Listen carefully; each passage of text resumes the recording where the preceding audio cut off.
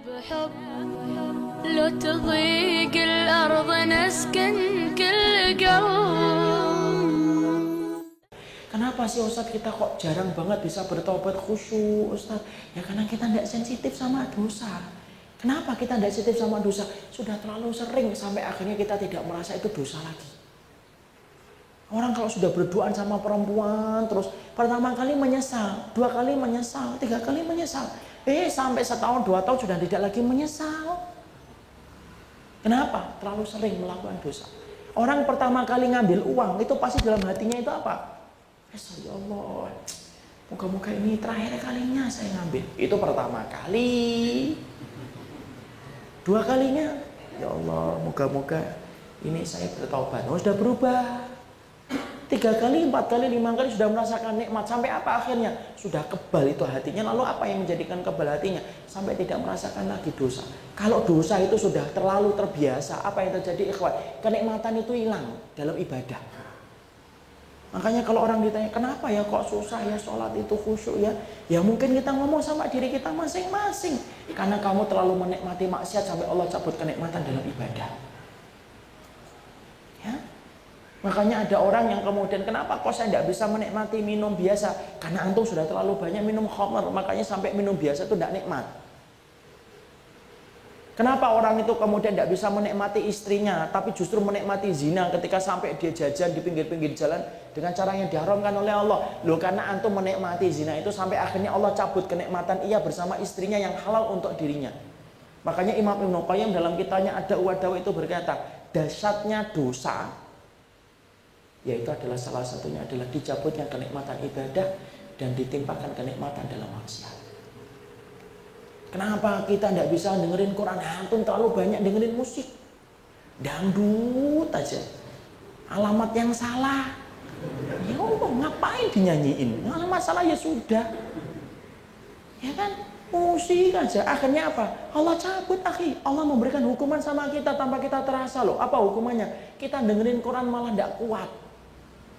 Coba kan, berapa banyak orang yang bisa dengerin musik dangdut 3 jam joget-joget ya. Tapi kita dengerin Quran, Masya Allah. Ya Allah, kayak cacing kepanasan. Masya Allah, bisa diganti nggak ini ya? Coba. Kenapa kok kita tidak bisa dengerin Quran ya, akhi?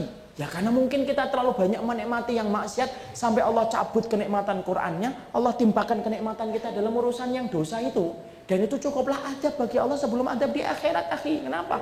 Kalau kita sudah tidak bisa beribadah di dunia dengan nikmat, bagaimana bisa menikmati jalan ke surga? Tinggalin. Ustadz saya tidak bisa dengerin. Ya udah kurangin dulu. Yang biasanya download itu dangdut, buat diganti separuh-separuh Quran gitu loh. Emang antum ridho kalau mau meninggal dunia antum dinyanyikan dangdut? Dan nggak mau kan? Ayo bang, terus bang, tarik terus. Nggak ada ikhwan. Loh kalau antum tidak mau dibacain dangdut ketika mati, yang mbok terbiasa dengerin Quran supaya antum juga kemudian menikmati Quran ketika meninggal dunia kan? Kadang-kadang kita nyampein kayak gini loh, saya pernah itu ada seorang pedagang itu marah sama saya. Kenapa? Karena setiap saya makan lontong, ada lontong di kompleks saya jualan lontong sayur. Setiap saya makan di situ dengerin dangdut aja. Saya pertama kali sehari, 2 kali, 3 kali, 4 kali saya diem aja. Lama-lama saya bercanda, nyampaikannya bercanda. Saya tidak suka menghujat orang kemudian ngomong kasar itu bukan tipe saya. Saya bercanda. Pak, iya Pak. Kalau misalkan dengerin dangdutan gini, mbok sekali-kali di ini Quran. Kan nanti kalau kita mati kan juga tidak mau kan dengerin dangdut. Bapak mau nggak kalau meninggal dunia itu dengerin dangdut itu? Ya tidak mau. Ya sudah, mbok sekali-kali dengerin Quran. Alah, tidak usah lah Pak.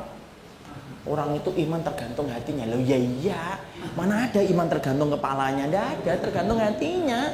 Tapi kan tetap penting mendengarin Quran. Kenapa? Loh kalau kita nggak bisa nikmatin Quran, ikhwan, jangan harapkan kalimat la ilaha illallah itu membantu kita. Loh kita nggak pernah mendengarkan dan menyertakan kalimat itu dalam kehidupan kok. Antum dan saya kan pasti pingin. Ada nggak orang yang bayangin, Masya Allah, moga-moga nanti ketika saya mati, saya lagi joget. Tidak ada yang mau.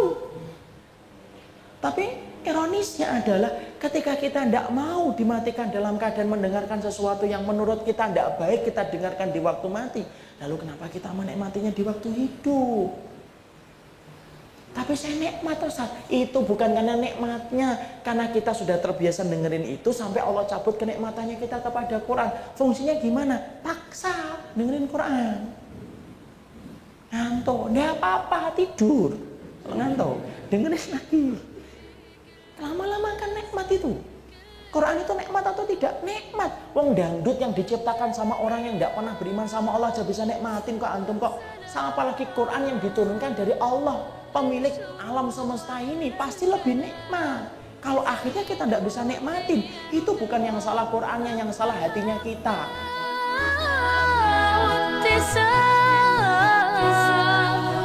انشروا